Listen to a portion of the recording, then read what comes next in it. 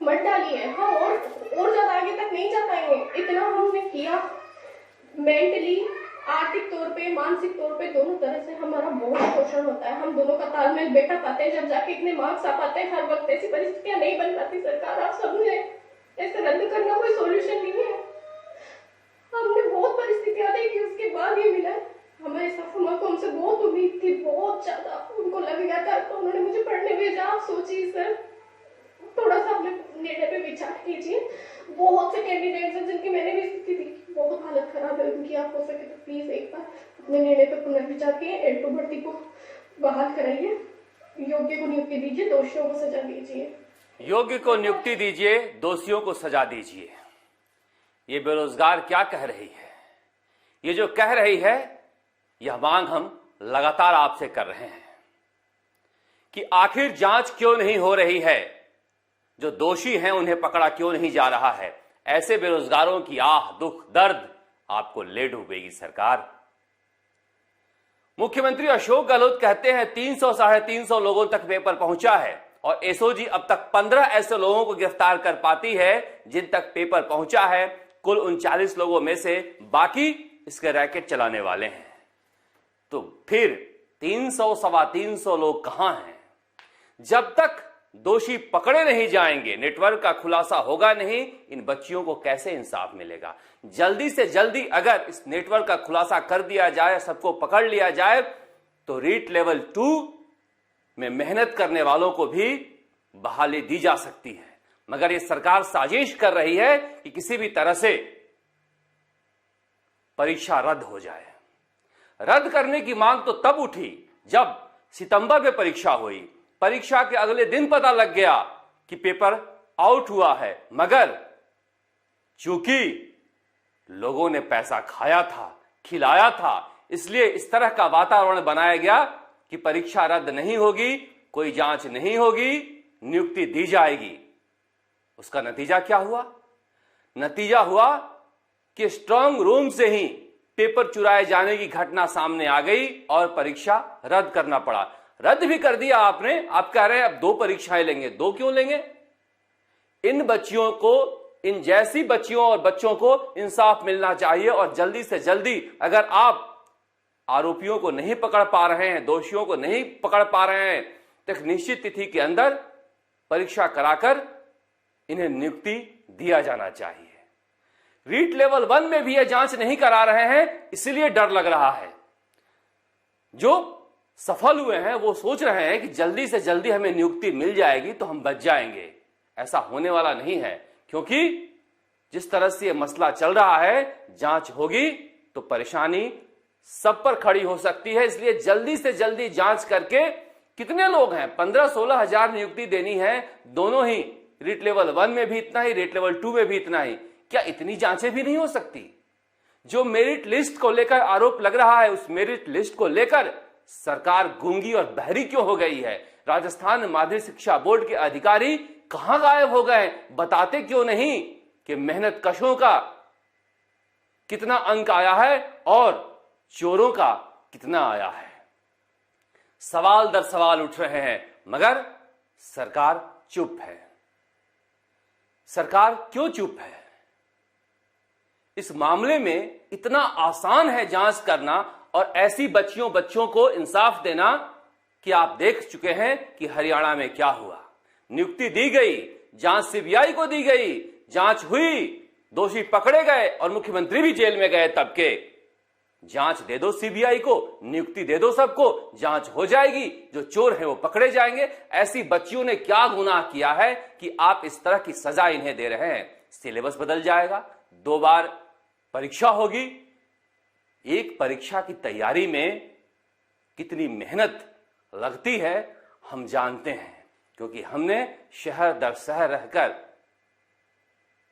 मुफलिसी में पढ़ाई की है और यहां तक पहुंचे हैं। इस दर्द को हमसे बेहतर कोई नहीं समझ सकता है। लेकिन पिछले 15 सालों से ऐसे मेहनत कशों की मेहनत पर जो डाका डाला जा रहा था, उस पर लगाम लगनी चाहिए। लगाम लगाने के लिए हम इंसाफ की लड़ाई लड़ रहे हैं। ऐसे छात्रों के खिलाफ, ऐसे बेरोजगारों के खिलाफ हमारी लड़ाई नहीं है। इन्हें इंसाफ मिलनी चाहिए। इन्हें इंसाफ कैसे मिले? सरकार गुनहगार है क्योंकि पेपर स्ट्रांग रूम से चोरी हुआ है और सरकार के नाक के नीचे चोरी हुआ है। इसलिए सरकार इस मामले में ऐसे बच्चियों को इंसाफ दे जिन्होंने मेहनत की है, उन्हें भी इंसाफ मिले, मगर इसके पीछे चोर नहीं बचने चाहिए। अब देखिए कैसे कैसे तर्क दिए जा रहे हैं। मुख्यमंत्री अशोक गहलोत को बोलना चाहिए ऐसे बच्चे बच्चियों पर, लेकिन वो बोल रहे हैं विधानसभा में खड़े होकर, मुझे पता चला है बीजेपी की भीड़ नहीं आई है। अरे बीजेपी के राज में भी तो यही हुआ था। बीजेपी को लेकर क्यों आप इतना ऑब्सेस्ड हो? सारे मंत्री, सारे विधायक जब भी रीट पर पूछो बीजेपी पर हमलावर हो जाते हैं। बीजेपी ने अगर पाप किया है तो उसकी भी जांच हो, सीबीआई को जांच दे दो या फिर उसकी जांच आप खुद कर लो। और उस समय भी जिन्होंने मेहनत किया था और उन्हें जगह नहीं मिल पाई है, उन्हें फिर से दो। और उस वक्त भी जब परीक्षा रद्द हुई थी उस समय किसने किसने चोरी की थी और क्या क्या चोरी की थी, उन्हें बाहर निकालो। कमाल की बात है। जेईएन परीक्षा आपने क्यों रद्द की थी? लाइब्रेरियन की परीक्षा आपने क्यों रद्द की थी? क्या इसके लिए आवाज नहीं उठाई जाए? अगर रद्द हुई थी तो आरोपी कौन था? क्या राजस्थान की जनता को आप यह बता नहीं सकते हैं? क्योंकि आरोपी कोई ऐसा था जिसके बारे में आप बताना नहीं चाहते हैं। कमाल की बात है। डॉक्टर सुभाष गर्ग कहते हैं कि अगर आरोप साबित हो गए तो मैं इस्तीफे दे दूंगा। आरोप कौन साबित करेगा? क्या यह आरोप नाकाफी है कि आपने डीपी जारोली को राजस्थान माध्यमिक शिक्षा बोर्ड का चेयरमैन बनाया? क्या यह आरोप नाकाफी है कि प्रदीप पराशर को कोऑर्डिनेटर बनाया? और प्रदीप पराशर जेल गया है। बत्तीलाल मीणा किस पार्टी से संबंधित है हमने बार बार आपको यहीं पर दिखाया है। यह कोई कांग्रेस के खिलाफ का मामला नहीं है। प्रदेश कांग्रेस मुख्यालय में वह घूम रहा था और प्रदेश कांग्रेस का सदस्य होने का दावा कर रहा था, तो इस बारे में आरोप लगेंगे ही। आरोप पर आपको सफाई देनी चाहिए, आरोप पर पलटवार नहीं करना चाहिए, क्योंकि हमारी कोशिश है कि आरोप पर वार और पलटवार का सिलसिला बेरोजगारों के खून पसीने पर नहीं होना चाहिए। बीजेपी तो इस मामले में बहुत देर कर दी है। सितंबर में ही अगर यह जांच हो जाती तो अब तक दोबारा परीक्षा होकर बच्चे बच्चियों को नियुक्ति भी मिल जाती, क्योंकि तब उन्होंने पढ़ाई की थी। अभी हालात क्या हैं? 4 महीने बाद अगर पढ़ाई छोड़ दें आप तो क्या याद रहता है? हम छात्र हैं, हम जानते हैं। ये महिला कह रही है कि हमारी सास को मुझसे बहुत आशा थी। तो सोचिए, यह तो पढ़ाई छोड़कर अब घर के कामकाज में भी लग गई होगी। ऐसे बहुत सारे छात्र हैं जिनके रिश्ते तय हो गए, जिन्होंने कई कई अरमान सजा लिए, मगर बहुत सारे ऐसे भी छात्र हैं चोरों की वजह से जिनके अरमान लुट गए। हम इंसाफ दोनों के लिए चाहते हैं, मगर जांच हो ही नहीं रही तो करें क्या? आखिर जांच क्यों बंद है? ऐसा लग रहा है कि एसओजी जंगल में बीन बजा रही है। बीन के बारे में हमने फिल्मों में सुना है कि बीन बजाने से सांप, नाग जो हैं, लुटेरे, रीड पेपर के लुटेरे, वैसे नाग अपने बिलों से बाहर आ जाएंगे। मगर विज्ञान कहता है कि सांप बहरे होते हैं। ये बीन वाली कहानी छोड़ दे एसओजी। एसओजी कहती है कि जैसे जैसे हमारे पास तथ्य आ रहे हैं हम जांच करते जा रहे हैं। फिर तो आप यही चाह रहे हैं कि परीक्षा रद्द हो जाए और जो मेहनत करने वाले हैं वो ठगे महसूस करें। अगर ये जांच करें, इतनी ज्यादा बड़ी जनसंख्या भी नहीं है जिसके भीतर जांच करनी है, और वह जांच भी एसओजी नहीं कर रही है। एसओजी के एडीजी अशोक राठौड़ को बोलते सुनिए तो पता नहीं क्या मन करता है।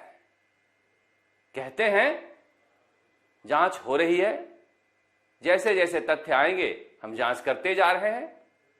डॉक्टर किरोड़ीलाल मीणा ने जो तथ्य दिए हैं उनकी कुछ जांच हो गई है, कुछ हो रही है। अब कल उन्होंने पेन ड्राइव में राजीव गांधी स्टडी सर्किल के कुछ लोगों की बातचीत एसओजी को सौंपी है। जिसमें सांसद किरोड़ी लाल मीणा का दावा है कि यह उनके बीच बातचीत की रिकॉर्डिंग है, जिसमें ऐसा प्रतीत होता है कि पैसे के लेन देन और काम कराने को लेकर बातचीत हो रही है। फिर 12 घंटे से ज्यादा का वक्त बीतने के बावजूद इस मामले में एसओजी ने जांच क्यों नहीं की? लाखों बच्चों के खून पसीने की लड़ाई है और उस लड़ाई में ऐसे शिथिलता, मैं फिर कह रहा हूं, बेरोजगारों की इस आह में बर्बाद हो जाएगी सरकार। कैसे कैसे तर्क दिए जा रहे हैं कि जांच होने से भर्तियां रुक जाएगी। अरे जांच होने दीजिए और भर्तियां कीजिए, आप नियुक्ति दीजिए। जांच होने से परीक्षा कैसे रुक जाएगी, ये समझ में नहीं आ रहा है। अगर आप इनकम्पिटेंट हैं, अक्षम हैं, तो आप सीबीआई को जांच दे दीजिए। बच्चों की जांच में आप क्यों डर रहे हैं, ये समझ में नहीं आ रहा है। किसी को समझ में नहीं आ रहा है कि हर जांच सीबीआई को दे दो, मगर यह जांच मत दो, तो फिर आपके ऊपर तो उंगलियां उठेंगे ही। जिस तरह से बन्ने सिंह हो या फिर दूसरे राजीव गांधी स्टडी सर्किल के पदाधिकारी हो, उन्हें 1 महीने के लिए अलवर लगाया जाता है, किसी को यहां से भेजा गया और तत्काल ही रद्द करके वापस जयपुर में लगा दिया जाता है। तो फिर सोचिए कितना दुस्साहसी है सरकार कि जिनके ऊपर आरोप लग रहे हैं उसके बारे में भी लोक लाज छोड़ चुकी है। क्या पार्टी थी? लाल बहादुर शास्त्री एक दुर्घटना पर इस्तीफा दे दिए थे, माधवराव सिंधिया एक दुर्घटना पर इस्तीफा दे दिए थे, सोनिया गांधी ने न जाने कितने मंत्रियों के इस्तीफे आरोप लगने पर ले लिए। एक आरोप लगा तो यूपीए चेयरपर्सन के पद से इस्तीफा दे दिया। और आज क्या हो रहा है? आज हंसी ठिठोली कर रहे हैं बच्चों के खून पसीने की कमाई लुट जाने पर। मैंने तो कभी भी ऐसी सरकार नहीं देखी थी जिसके ऊपर इतना ज्यादा आरोप लगे और वह किसी आरोप का जवाब न दे। आरोप का जवाब दे कि बीजेपी के समय में भी इस तरह की घटनाएं हुई थी और बीजेपी के पास मुद्दा नहीं है, बीजेपी की सभाओं में भीड़ नहीं जुटी। अरे भीड़ से क्या लेना देना है इसका? यह बच्चों के इंसाफ की लड़ाई है, यह कांग्रेस और बीजेपी की लड़ाई नहीं है। आप जांच कर नहीं रहे हैं, इसलिए मांग सीबीआई की हो रही है। पटवारी परीक्षा में भी इसी तरह के हालात हो गए हैं, कोई परीक्षा ही नहीं हो रही है जो बच रही। सब इंस्पेक्टर परीक्षा की तो जांच ही नहीं ली गई। अब बताइए, परीक्षा सेंटर से वीडियो सामने आ रहे हैं, बीकानेर से पाली आ गए क्वेश्चन पेपर, कम से कम उतनी जांच तो कर लो। हो सकता है 2-4 जो उचित परीक्षार्थी हैं, मेहनतकश हैं, उन्हीं जगह मिल जाए। पसीने की एक एक बूंद की कीमत समझिए आप, खून की एक एक बूंद की कीमत समझिए आप में से किसी मंत्री और किसी अधिकारी ने इतना पसीना नहीं बहाया होगा जितना आजकल के बेरोजगार बहा रहे हैं। एक एक सीट के लिए हजारों की संख्या में प्रतियोगी बैठते हैं। ऐसे में इस तरह का पाप अगर आप कर रहे हैं और किए हैं तो इस पाप की वजह से बेरोजगारों की आह में आप बर्बाद हो जाइएगा। और ऐसा मत समझिए कि हम इस मुद्दे को छोड़ने जा रहे हैं। जब तक ये पूरा रैकेट हमेशा के लिए खत्म नहीं होगा, हम आवाज उठाते रहेंगे। आप छोटे छोटे सवालों का जवाब नहीं दे रहे हैं कि शिक्षा संकुल में उस दिन बिजली क्यों नहीं थी, शिक्षा संकुल में उस दिन पुलिस क्यों नहीं लगी थी। आप बड़े सवालों का जवाब क्या दीजिएगा, मगर हर सवाल का जवाब हम आपसे पूछते रहेंगे और ना दीजिएगा तो यह जवाब जनता देगी। राजस्थान तक के लिए जयपुर से शरद कुमार।